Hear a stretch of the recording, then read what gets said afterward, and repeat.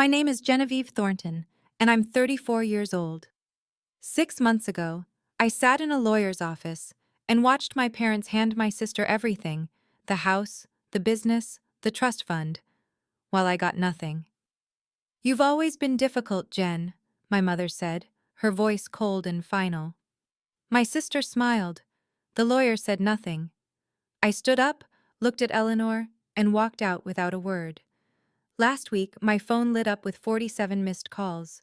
When I finally answered, my mother was sobbing. "The FBI just showed up at Eleanor's door," she cried. "They're saying something about embezzlement and money laundering. Jen, what did she do with the money?" I hadn't touched a single dollar. But my sister, the one who got everything, had made choices that were about to cost her more than she ever imagined. Before I tell you how we got here, please take a moment to like and subscribe, but only if you genuinely enjoy this story. And I'd love to know, where are you watching from, and what time is it there? Leave a comment below. Let me take you back to where it all began. Growing up, I was always the outsider in my own family. Eleanor was 4 years older, and from the time I could remember, she was the sun everyone orbited around. When she graduated high school, my parents threw a party with 100 guests. When I graduated with honors 4 years later, we went to dinner at Applebee's, just the four of us. When Eleanor decided to stay home and help with the family business, my father's small woodworking company, my parents bought her a new Honda and helped her rent a beautiful apartment downtown. When I announced I'd been accepted to Portland State for accounting, my mother sighed and said, "We can't help with tuition, Jen. You understand?" I understood. I took out student loans, worked 2 jobs, and graduated with a 3.8 GPA. My parents didn't come to my graduation. "We can't leave the business for a whole weekend," my mother explained over the phone. "Eleanor can't manage everything alone." Eleanor posted photos from a wine tasting trip that same weekend. I moved to Portland, got my CPA license, and started working for a mid-sized accounting firm. I paid off my loans dollar by dollar, alone. I called home every Sunday. I sent birthday cards. I showed up for holidays when I could afford the flight. But every conversation felt the same. "How's Eleanor?" my mother would ask before I'd even finished saying hello. "She's been working so hard at the company." Then, almost as an afterthought, "How are you, Jen?" "I'm fine, Mom." "That's good. You know, Eleanor really needs more help. She's doing everything herself." The message was clear. Eleanor sacrificed. Eleanor stayed. Eleanor mattered. I was just the one who left. 2 years before the lawyer meeting, I tried to help. My mother called, frantic about tax filing deadlines. "Jen, you're an accountant. Can you look at our books? We're so behind." I flew home that weekend, spending my own money on the ticket. I sat at the kitchen table with spreadsheets and receipts scattered everywhere. That's when I noticed something odd. Several large cash withdrawals over the past year, totaling nearly $80,000. No documentation, no invoices, just miscellaneous expenses scribbled in Eleanor's handwriting. I found my mother in the living room. "Mom, I need to ask about these withdrawals. Where did this money go?" Her face hardened. "That's company business, Jen." "I know, but if the IRS audits you, they'll want documentation. You need clear records of where—" Eleanor walked in, arms crossed. "Are you seriously going through our private finances?" "Mom asked me to help with taxes." "Helping with taxes doesn't mean interrogating us," Eleanor snapped. "You don't work here, Jen. You don't get to tell us how to run things." I kept my voice calm. "I'm just saying, if the IRS asks, you need to show where that 80,000 came from. It's a legal requirement." My mother stood up. "This is exactly why we don't ask you for help anymore, Jen. You always find problems. You always make everything complicated." "I'm trying to protect you." "We don't need your lectures," Eleanor interrupted. "We've been running this business for 20 years. I think we know what we're doing." I closed the laptop. "Okay, I was just trying to help." My mother's voice softened slightly, but her words still stung. "You mean well, Jen." But you're always so paranoid. Everything's fine. I flew back to Portland the next morning. I never brought it up again. The email came on a Tuesday morning in March. Subject: Family Meeting. Your attendance required. From Lawrence Greenberg, Attorney at Law. Dear Genevieve, your parents have requested a family meeting to discuss important estate matters. Your presence is required on Friday, March 15th at 10:00 a.m. at my office in Beaverton. Please confirm your attendance. Regards, Lawrence Greenberg, Escrow. I stared at the screen. Estate matters? My father was 65 and healthy. My mother was 62 and ran 3 miles every morning. Why were we suddenly discussing estates? I texted Eleanor. Do you know what this meeting is about? 3 hours passed. No response. I called my mother that evening. Mom, I got an email from a lawyer. What's going on? Is someone sick? No one's sick, she said briskly. We just need to discuss some family business. Can you make it Friday? I'll have to take off work. Can you tell me what? Friday at 10, Jen. Don't be late. She hung up. I booked a flight, requested a day off, and tried calling Eleanor again. Voicemail. On the plane, I ran through possibilities. Maybe they were finally setting up proper retirement accounts. Maybe they wanted to discuss selling the business. Maybe, and this thought made my chest tighten, maybe they'd finally acknowledged what Grandma Dorothy's will had actually said. My grandmother had died 5 years ago, leaving behind a trust fund she'd carefully built over decades. At the funeral, I remembered her lawyer mentioning something about equal distribution to both granddaughters. But my parents had handled everything, and I'd been too grief-stricken to ask questions. Maybe now, finally, they were ready to make things right. I should have known better. Lawrence Greenberg's office was in a modest brick building off Canyon Road. I arrived 10 minutes early, my hands cold despite the mild spring weather. The receptionist barely looked up. Thornton meeting? Conference room B. They're already inside. Already inside. Of course they were. I walked down the hall, my footsteps muffled by thick carpet. Through the glass panel I could see them, my parents and Eleanor sitting around a polished wooden table, laughing at something the lawyer had said. Coffee cups in front of them, a stack of documents in the center. No one had waited for me. I opened the door. 4 heads turned. Jen, you made it, my father said. Not good to see you. Not thanks for coming. Just a statement of fact. Hi, Dad, Mom, Eleanor. My mother nodded. Eleanor gave me a small smile that didn't reach her eyes. Lawrence Greenberg stood, extending his hand. Ms. Thornton, please, have a seat. He gestured to the chair farthest from everyone else, at the opposite end of the table. I sat down. In front of my parents and Eleanor were neat folders, clearly prepared in advance. In front of my seat? Nothing, just empty table. Would you like coffee? The lawyer asked. No, thank you. He settled back into his chair, adjusting his reading glasses. My mother and Eleanor exchanged a glance I couldn't quite read. My father looked down at his folder, silent as always. The room felt cold despite the heating vent humming overhead. Outside the window, I could see people walking by, getting coffee, living normal lives. Inside this room, I felt like I was sitting in a courtroom where the verdict had already been decided. I just didn't know what I'd been convicted of yet. Lawrence Greenberg cleared his throat and opened the top folder. Thank you all for coming. We're here today to finalize the distribution of family assets, as requested by Robert and Margaret Thornton. He glanced at my parents, who nodded. My stomach tightened. Let's begin, he continued, reading from the document. The family residence located at 428 Maple Street, valued at approximately $1.2 million, will be transferred to Eleanor Thornton. I blinked. That was the house I grew up in, the house where Grandma Dorothy had lived with us before she passed.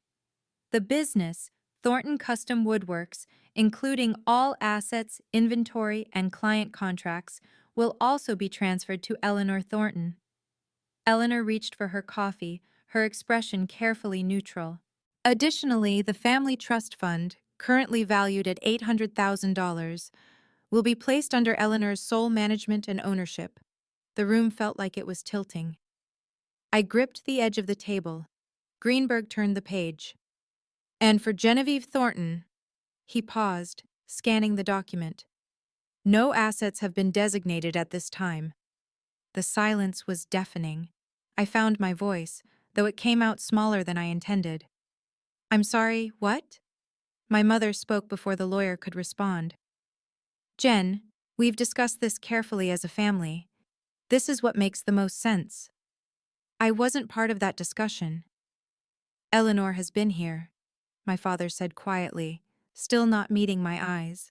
She's helped with the business, she's been present. And I haven't? My voice cracked slightly. My mother sighed. You chose to leave, Jen. You chose your own path. Eleanor chose family. I felt my hands go cold. I looked at each of them, searching for something. Hesitation, regret, anything. Mom, I didn't choose to leave. I went to college. I built a career. You left when we needed you, my mother said, her tone firm. Eleanor stayed and sacrificed. She's earned this. Earned what? Everything? Eleanor finally spoke. Jen, you have a good job. You're stable. You don't need this. That's not the point.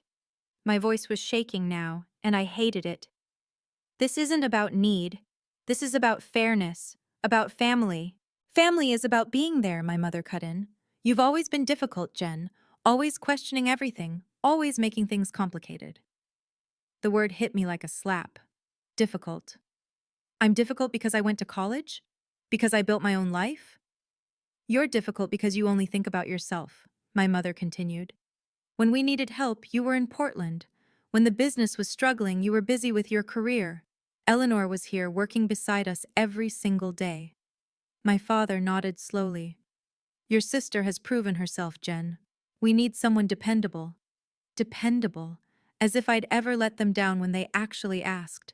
I thought about the student loans I'd paid alone, the graduation they'd missed, the Thanksgiving I'd worked a double shift to afford a plane ticket home, only to spend the entire dinner hearing about Eleanor's accomplishments.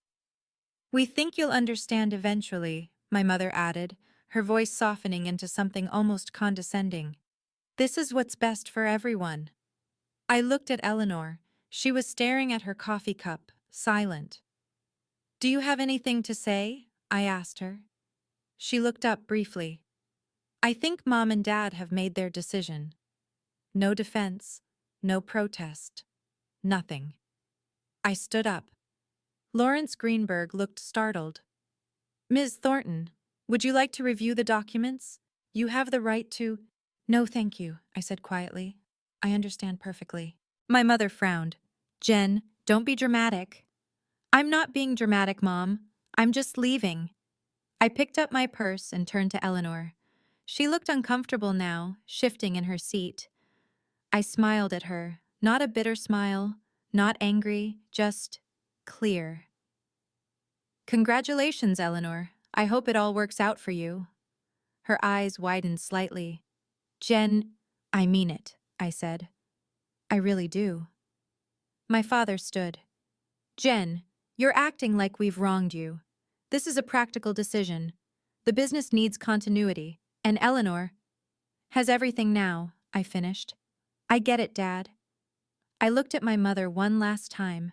She was watching me with an expression I couldn't quite name, part annoyance, part confusion, like I wasn't responding the way she'd expected.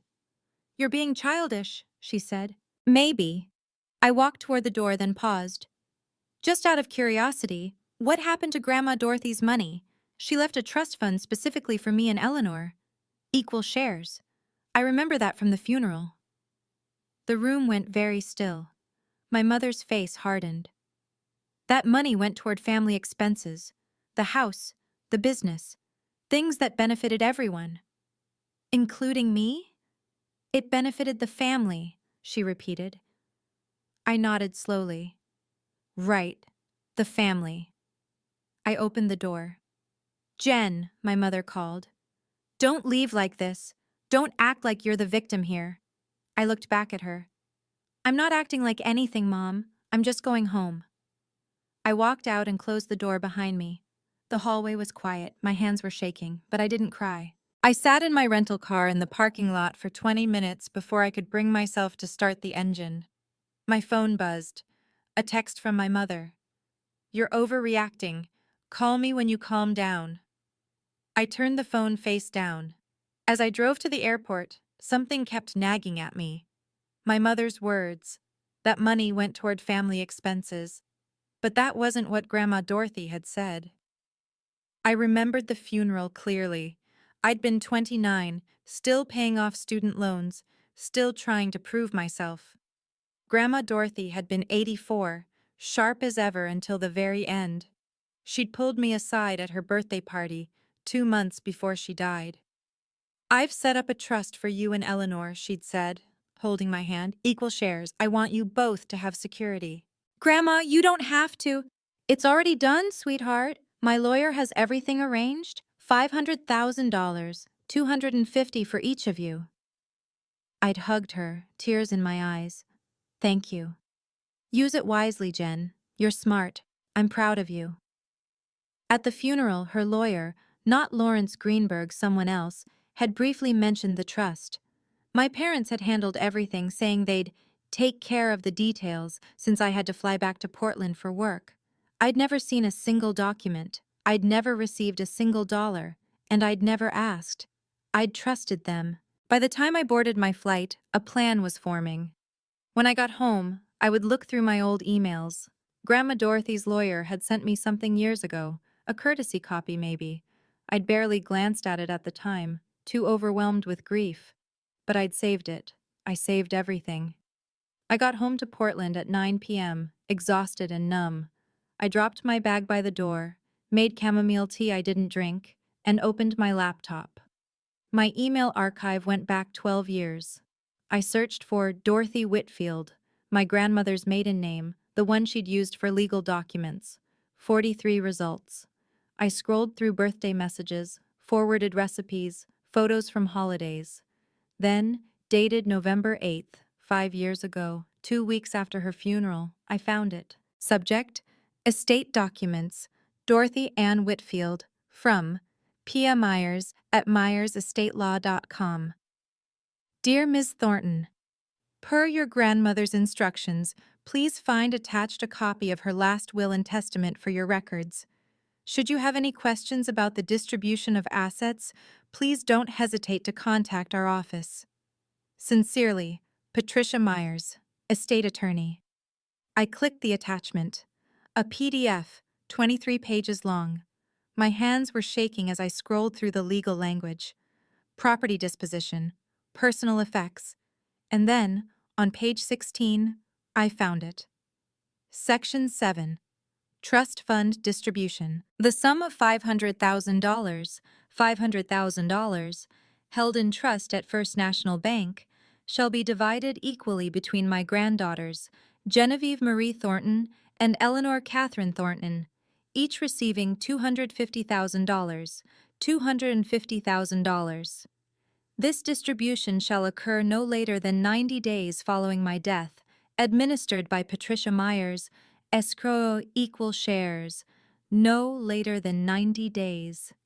I checked the date again. 5 years ago. I'd never received anything. Not a check. Not a call. Not even a letter explaining where the money had gone. I read the paragraph 3 more times, then printed the entire document. I labeled the folder Grandma's Will and placed it in my desk drawer. Then I closed my laptop and sat in the dark. 2 weeks after the lawyer meeting, Eleanor posted on Facebook. I was having coffee before work when the notification popped up. She'd tagged me in a photo. The image showed her standing in front of my childhood home, holding a glass of champagne. The caption read, "Officially mine. Thank you, Mom and Dad, for trusting me with our family legacy. Family is everything." 63 likes already. Comments pouring in. "So happy for you. You deserve it. Beautiful home, beautiful person." My Aunt Karen commented, "Your grandmother would be so proud." I stared at that line for a long time. My phone buzzed. A private message from Stephanie, a girl I'd known in high school. "Hey Jen, I saw Eleanor's post. Did your parents give her the house? Are you okay?" I typed and deleted 3 responses before settling on, "I'm fine. Family dynamics are complicated. Happy for her." Stephanie replied immediately, "If you ever want to talk, I'm here." I liked the message, but didn't respond. Over the next week, Eleanor posted 6 more times: a photo of her new office at the woodworking company, a picture of paperwork labeled Thornton Trust Fund, a selfie with our parents captioned, "Grateful for their guidance and faith in me." Not one mention of me, not in the photos, not in the captions, not in the comments. It was like I'd been erased. My mother shared every post, adding her own comments. "So proud of my Eleanor. I didn't unfollow them. I didn't comment. I didn't react, but I did screenshot everything." Not because I planned to do anything with it, just because I needed proof that this was real, that I wasn't imagining the casual cruelty of being written out of my own family history. 1 month after the meeting, my mother threw a party. I found out about it the same way everyone else did. Instagram. Eleanor posted a video. String lights in the backyard. Tables covered with food. At least 30 people laughing and talking. A banner across the porch. "Congratulations, Eleanor. New CEO." CEO. My sister was now the official head of Thornton Custom Woodworks. I watched the video 3 times. There was my father raising a glass, my mother beaming beside Eleanor, Lawrence Greenberg, the lawyer, holding a plate of appetizers, cousins I'd grown up with, my Uncle Tom, even Stephanie's mom, who'd always been kind to me. Everyone we knew, no one had told me. The comments were full of celebration. "What an amazing night. Eleanor, you're going to do incredible things. So glad I could be there." My cousin Melissa commented, "Wait, was Jen there? I didn't see her." Eleanor replied, "She's really busy with work in Portland. Couldn't make it." I stared at that lie. Couldn't make it. As if I'd been invited and declined. My mother didn't correct her. Another video showed Eleanor giving a speech. "I couldn't have done this without my parents' support," she said, her voice thick with emotion. "They believed in me when I needed it most. This business is our family's legacy, and I promise to honor that every single day." Applause erupted. People cheered. My father hugged her, tears in his eyes. I sat on my couch in Portland, 800 miles away, watching my family celebrate the official exclusion of me from their lives. My phone stayed silent all night. No text, no call, no "wish you could be here." I turned off my phone and went to bed. 3 months after the lawyer meeting, Eleanor called me. It was a Tuesday morning. I was reviewing a client's quarterly reports when her name lit up my screen. We hadn't spoken since I'd walked out of Greenberg's office. I almost didn't answer. "Hello?" "Jen, hi, it's Eleanor." "I know." A pause. "How are you?" "I'm fine. What do you need?" She laughed awkwardly. "Straight to the point, huh? Look, I need to ask you something. It's kind of urgent." I waited. "The house needs a new roof. The inspector says it can't wait. There's water damage. I need to borrow $15,000. I blinked. "You need to borrow $15,000 from me?" "Just temporarily. I'll pay you back in 3 months. "Eleanor, you have a trust fund worth $800,000. Silence. "Eleanor?" It's tied up right now. I made some investments, really good ones, but they're not liquid at the moment." "What kind of investments?" "That's not really your concern, Jen." My jaw tightened. "You're asking to borrow $15,000, but won't tell me why you can't access your own money?" "I'm asking because you're my sister and I need help." Her voice had an edge now. "The roof is leaking. Do you want Mom and Dad's house to fall apart?" "Mom and Dad's house? I thought it was your house now." "You know what I mean." I took a breath. "Eleanor, I don't have $15,000 to lend you." "Yes, you do. You're an accountant. You make good money." "I also have student loans, rent, and my own expenses." "You've always been selfish, Jen. You know that?" The line was so familiar it almost made me laugh. "I'll remember you said that," I told her. "Good luck with the roof." I hung up. 4 months after the lawyer meeting, I got a call from a number I didn't recognize. Is this Genevieve Thornton? Yes. Who's calling? My name is Patricia Myers. I'm an estate attorney. I represent the Dorothy Ann Whitfield estate. I sat up straighter. Grandma Dorothy's lawyer. I'm calling because we're conducting an audit of asset distribution following Mrs. Whitfield's death. According to our records, you were designated to receive $250,000 from her trust fund.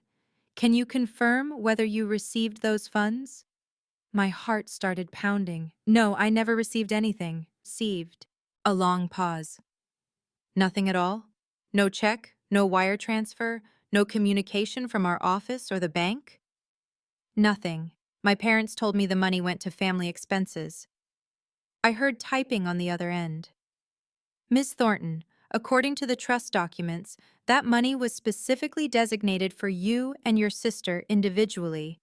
It was not meant for general family use. I have a copy of the will, I said. I printed it from an email you sent me 5 years ago. Good. Hold on to that. More typing. Ms. Thornton, I need to ask, did you sign any documents releasing your claim to those funds? No, I was never asked to sign anything. Did anyone contact you about the distribution at all? No, just my parents saying they'd handled everything. Patricia Myers was quiet for a moment. This is concerning. According to our records, the full amount was transferred to your father's account as trustee, with explicit instructions to distribute it to both granddaughters within 90 days. That was 5 years ago. What does that mean? It means I need to contact your family's attorney and your parents immediately. Something's very wrong here. Patricia Myers called me back 3 days later. Ms. Thornton, I've reviewed the trust distribution records. I need you to email me that copy of the will you mentioned. I sent it immediately. Perfect, she said. This confirms what I suspected. Your grandmother's will explicitly states equal distribution to you and Eleanor. Your parents had no legal authority to redirect your portion. What happens now? I'll be contacting your parents and their attorney. We'll need to resolve this formally. There may also be some additional complications. What kind of complications? She hesitated. I've noticed some irregular activity regarding the trust fund that was transferred to Eleanor, large withdrawals, transfers to unfamiliar accounts. It's possible there are tax implications or other legal issues. I can't say more until I investigate further. My stomach dropped. Eleanor's words echoed in my mind. The money's tied up in investments. Ms. Thornton, I want to be clear. You've done nothing wrong. You're the victim of what appears to be misappropriation of estate funds. My job now is to make sure you receive what your grandmother intended. Do I need to do anything? Not yet. I'll handle the legal outreach, but I need your permission to proceed on your behalf. You have it. Good. One more thing, do not discuss this with your family yet. If there are legal issues brewing, I don't want anyone tampering with evidence or moving assets around. I understand. After we hung up, I sat at my desk, staring at nothing. I hadn't wanted a fight, I hadn't wanted revenge, I just wanted to know the truth. Now the truth was coming whether my family was ready or not, and something told me Eleanor's investments were about to become everyone's problem. Let me pause here for a moment. If you're still with me, I want to ask, have you ever been treated unfairly by your own family? Have you ever had to choose between staying silent and demanding what's right? Drop a comment below. I read every single one. And if you think this story is worth sharing, please hit that like button and subscribe. It really helps. Now, let's get to what happened next, because this is where everything changed. 6 months after the lawyer meeting, everything exploded. I was in a client meeting, my phone face down on the table, when I felt it start vibrating. Once, twice, 3 times in a row. I ignored it. The client was explaining their budget concerns for Q4, and I needed to focus. But the buzzing didn't stop. When the meeting finally ended an hour later, I picked up my phone and froze. 47 missed calls, 10 from my mother, 5 from my father, 32 from Eleanor, 23 text messages. The most recent from my mother sent 2 minutes ago. Jen, answer your phone. Emergency. My hands shook as I scrolled through the messages. Eleanor, call me now. Eleanor, Jen, please, this is serious. Eleanor, why aren't you answering?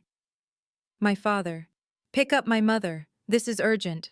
My mother, we need you to call us immediately. My mother, Jen, please. The last text was from Eleanor, sent 60 seconds ago. The FBI is here. Call me.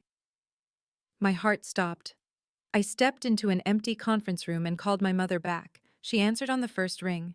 Jen, oh my God, finally! Mom, what's happening? What's going on? She was crying. Actual gasping sobs. They're here. The FBI is at Eleanor's house right now. They came with a warrant. They're taking computers, files, everything. What? Why?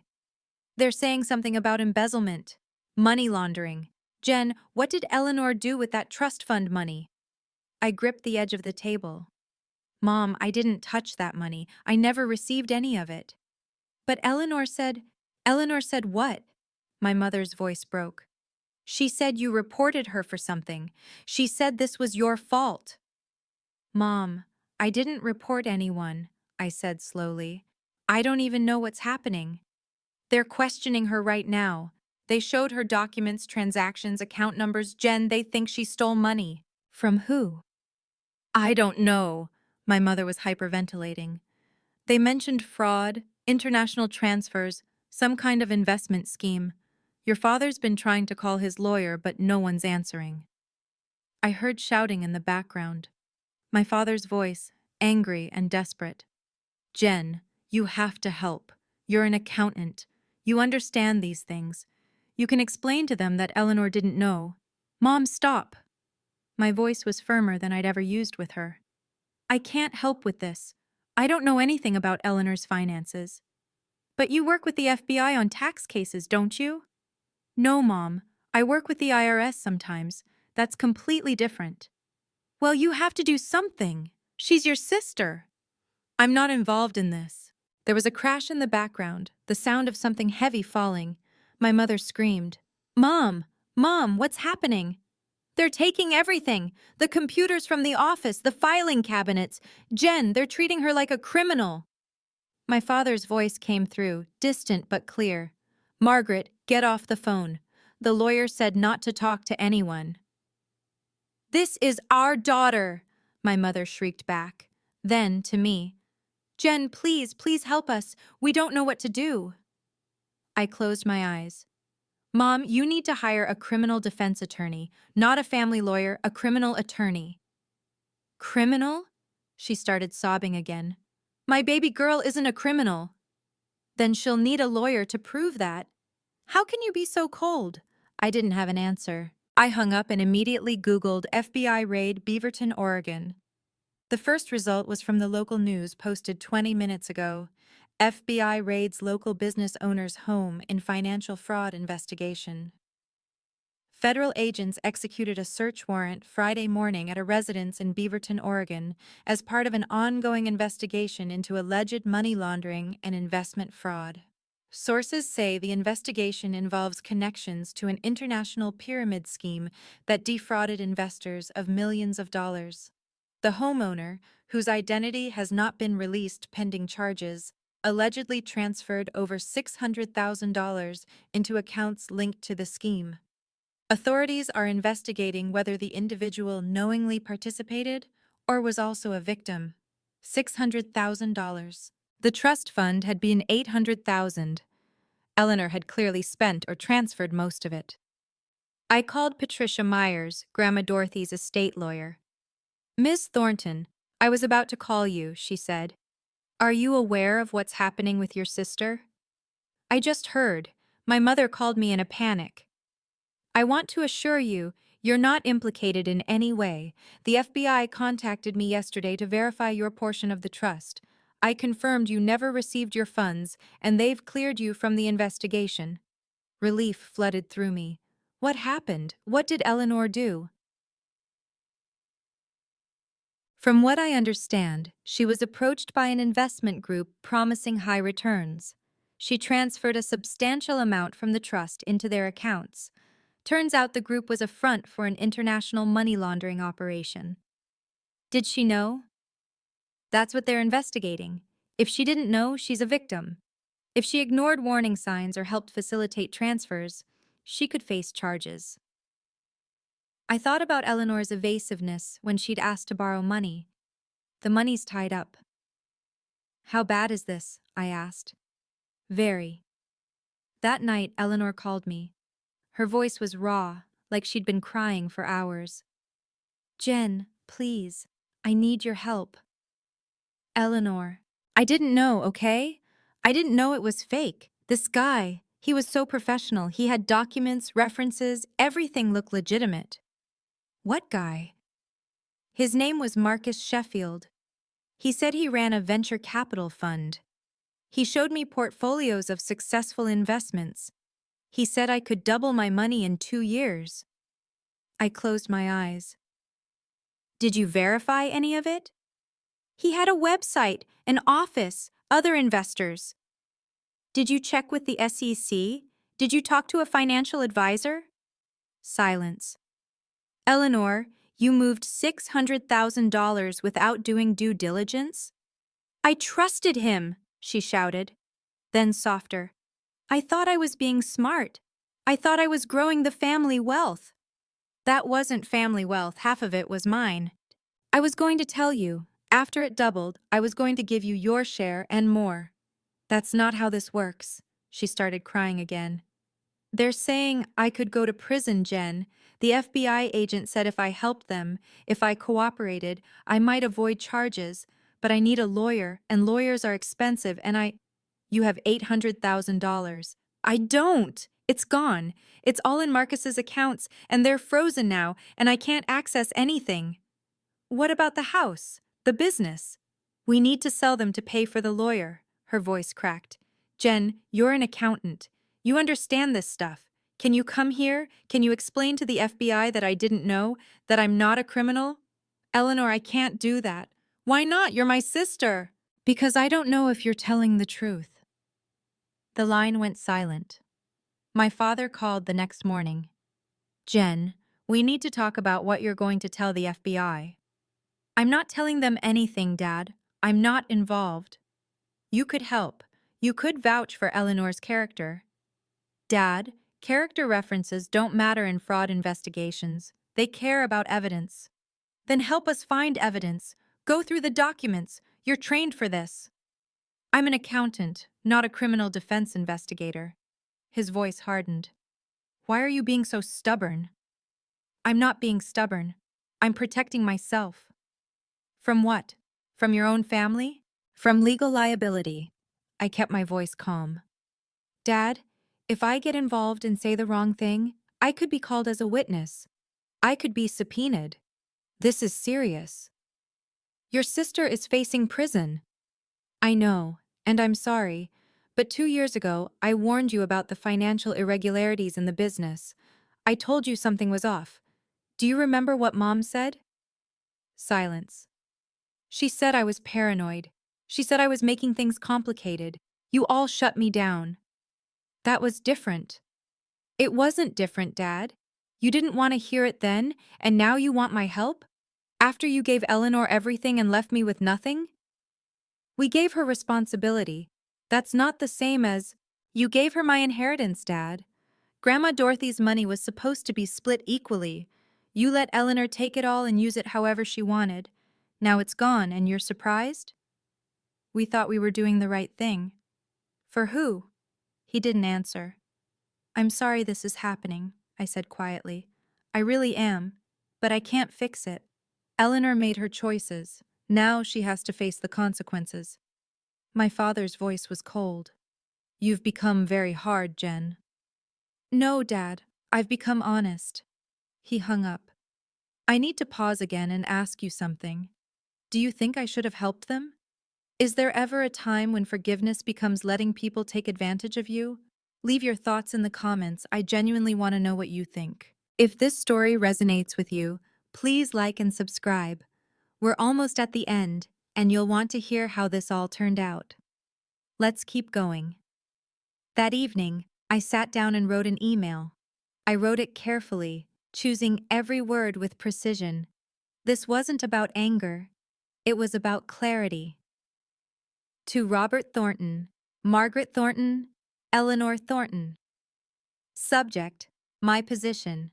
Mom, Dad, and Eleanor. I want to be very clear about my role in the current situation. I am not involved in any way with Eleanor's financial decisions or the investigation surrounding them. I have not reported anyone to any authorities. I have simply provided truthful information to estate lawyers about my grandmother's will when they contacted me. I understand this is an incredibly difficult time for all of you. I am genuinely sorry that Eleanor is facing legal trouble. I don't wish harm on anyone in this family. However, I cannot and will not involve myself in this case. I am not qualified to help with criminal defense matters, and doing so would put me at legal risk. 2 years ago, I tried to warn you about financial irregularities. I was dismissed. I tried to be part of this family's decisions. I was excluded. I am not trying to punish anyone now. I am simply protecting myself and respecting the boundaries you set when you decided I wasn't part of the family's future. I hope you find a good attorney. I hope Eleanor cooperates with the investigation. I hope this resolves as fairly as possible. But I will not be participating. I wish you all the best. Jen. I read it 3 times, then hit send. My mother replied within 5 minutes. You're heartless. My father didn't reply at all. Eleanor wrote, I'll never forgive you for this. I closed my laptop and didn't respond to any of them. I'd said what I needed to say. 2 months later, the news broke publicly. Local business owner charged in connection to investment fraud scheme. Eleanor Thornton, 38, of Beaverton, has been charged with 1 count of participation in a fraudulent financial scheme. Prosecutors allege Thornton transferred over $600,000 into accounts linked to an international money laundering operation.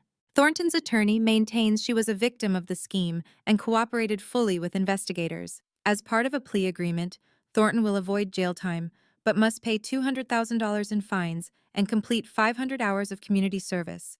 She will also be prohibited from managing investment accounts for 5 years. Thornton's family business, Thornton Custom Woodworks, and her personal residence have been listed for sale to cover legal fees and restitution costs. I read the article 3 times. No prison.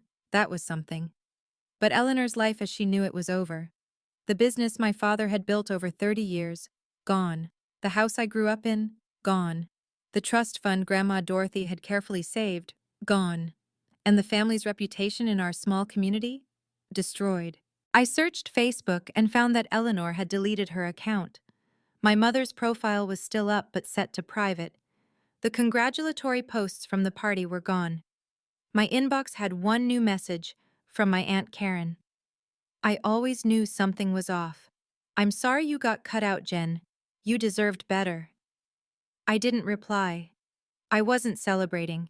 I felt no satisfaction, no vindication, just a deep, aching sadness that it had come to this. My family had made their choices. They'd decided I wasn't worth including, wasn't worth trusting, wasn't worth an equal share. Now they were paying the price for those choices. But so was I. Because even though I'd been right, I'd still lost my family. 3 weeks after Eleanor's sentencing, Patricia Myers called again. Ms. Thornton, I have good news. The court has approved the redistribution of your grandmother's estate according to the original will. My heart skipped. What does that mean? It means you'll receive your designated portion, $250,000. Unfortunately, because Eleanor spent a significant amount before the FBI froze the accounts, we can only recover half of the original trust. But your half is intact. $250,000. Money I should have received 5 years ago. Money that could have paid off my student loans, helped me buy a home, given me security. There's one more thing, Patricia said. You have the legal right to sue your parents and Eleanor for the full amount, plus interest and damages. Given the circumstances, you'd likely win. I stared out my apartment window at the Portland skyline. How long would that take? I asked. 2 to 3 years, maybe longer if they contest it. And how much would I actually recover? Hard to say. They're selling assets now to cover Eleanor's fines and legal fees. There may not be much left. I thought about it for exactly 10 seconds. I don't want to sue, I said. Ms. Thornton, you're entitled. I know, but I don't want to spend the next 3 years fighting them in court. I just want what Grandma Dorothy meant for me to have, the $250,000. That's enough. Patricia was quiet for a moment. You're sure? I'm sure. All right, I'll process the paperwork. You should receive the funds within 30 days. Thank you, Ms. Myers, for everything. You're welcome, Jen. Your grandmother would be proud of how you handled this. I hope she was right. The money arrived in my account on a Thursday morning in October. I sat at my kitchen table, staring at the number on my screen. $250,000. I waited for something. Relief, joy, vindication. Instead, I just felt tired. My phone buzzed. A text from my mother. The first message in 2 months. I see you got the money. I hope you're happy now. Not, I'm sorry. Not, we were wrong. Not, we should have treated you fairly from the start. Just accusation. Just bitterness. I didn't respond. Eleanor never contacted me at all. My father sent a single text 3 days later. Your mother is very hurt. I hope you know that. Again, I didn't reply. But my cousin Melissa reached out. Hey Jen, I heard what happened. I always thought it was unfair how they treated you. I'm glad you got what Grandma left you. You deserved it. That message made me cry more than anything else had in months. A week later, Stephanie, the friend from high school, texted, I don't know the whole story, but I know your family hasn't been fair to you for years. I'm proud of you for standing up for yourself. That takes guts. I realized something then. The people who truly cared about me, who saw me clearly, had been on the sidelines all along. They'd witnessed the casual cruelty, the dismissiveness, the way I was always made to feel like I wasn't enough. And now they were telling me what my parents never would. You deserved better. I didn't need my family's apology. I needed my own peace. And for the first time in months, sitting in my small apartment with those kind messages on my screen, I felt something close to it.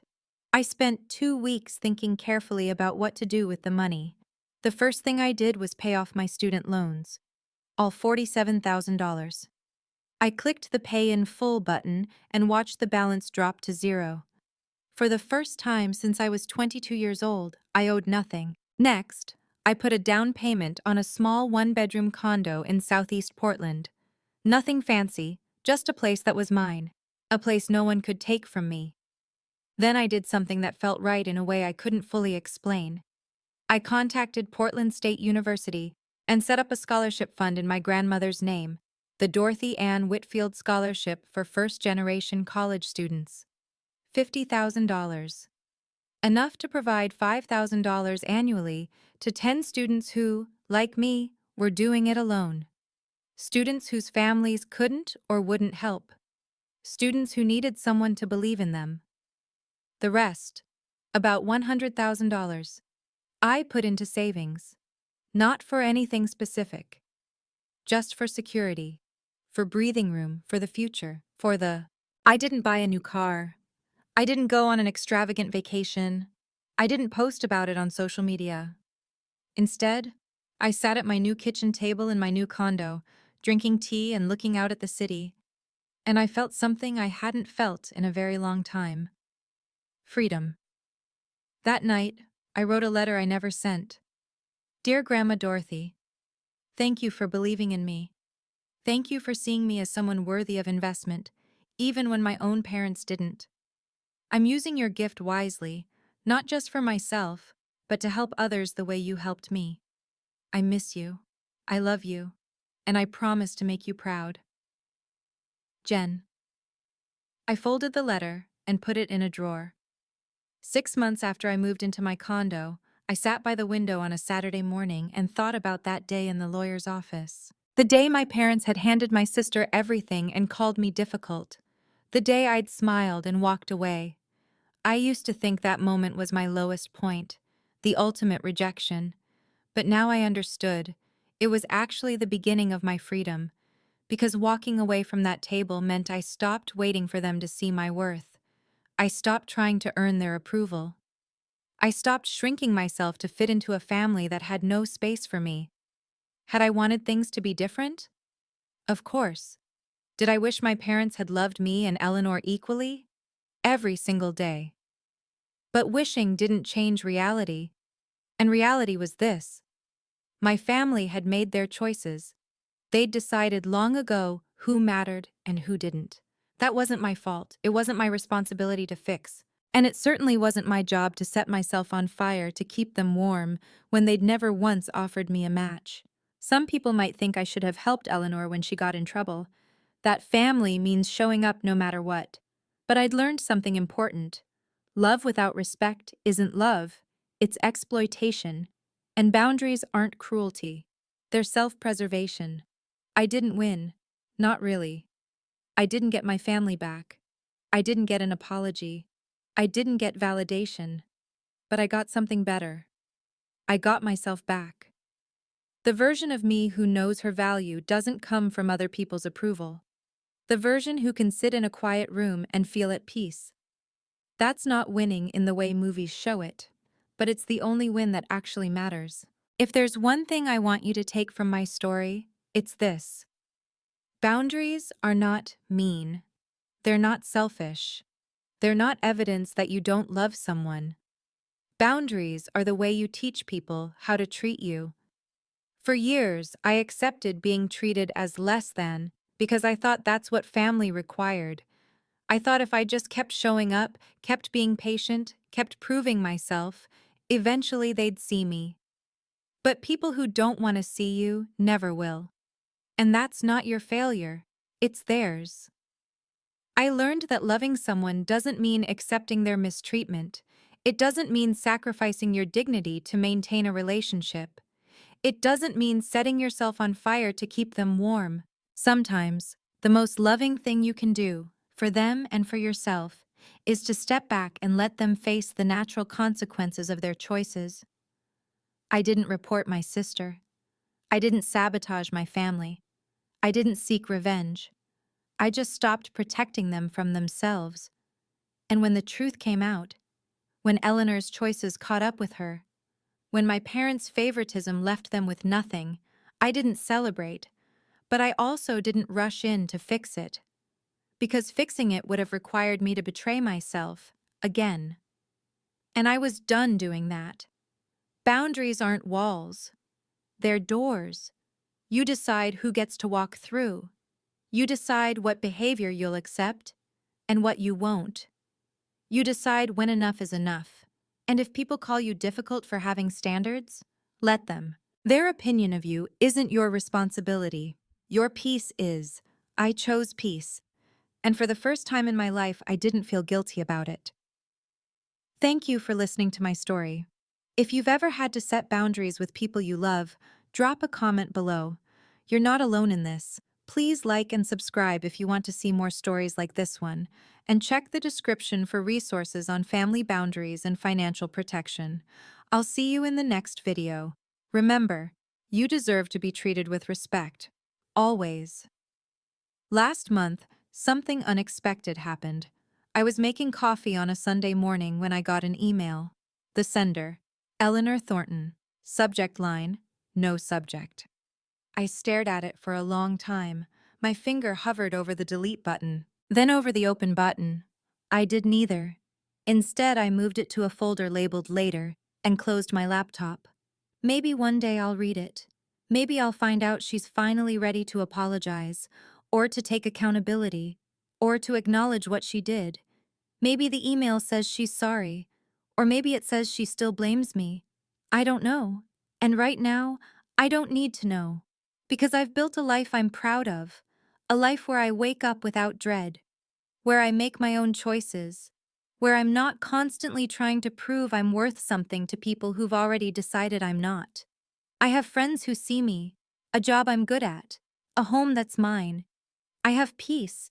And that peace isn't dependent on whether my family ever understands what they did to me. It's not dependent on whether they apologize or change or suddenly realize I deserved better. It's just mine. Someday, maybe next month, maybe next year, I might open that email. But today, I'm choosing me. I'm choosing the version of myself who knows that walking away wasn't giving up. It was growing up. And if my family ever wants to be part of my life again, they'll have to meet me where I am now. Not where I used to be, small, accommodating, desperate for their approval. But here, strong, boundaried, free. For the first time in my life, I'm not waiting for anyone's permission to be okay. I already am.